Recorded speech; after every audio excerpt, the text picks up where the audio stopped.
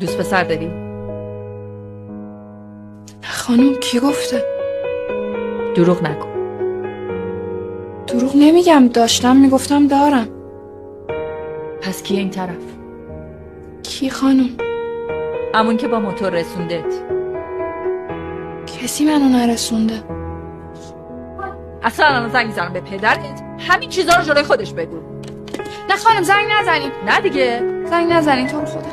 نه بذار پدرت بفهمه شما جای اینکه بیای مدرسه درس بخونی با پسرا میری موتور سواری. نه خانم قطع کنین، راستشو میگم.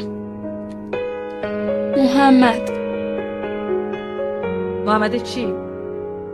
محمد امیری. خانم گفتین راستشو بگم زنگ نمیزنین دیگه. پدرت باید بدونه دخترش داره چه هرزه‌ای بار میاد. خانم قطع کنین، یه چیز دیگه هم میخوام بهتون بگم. قطع کنین. بگو. من چهارشنبه با محمد رفته بودم پارک قیطریه. خب بقیه‌شم بگم. از شما یه فیلم گرفتم. من چهارشنبه پارک نبودم. بودین دیگه، اتفاقا تنها هم نبودین.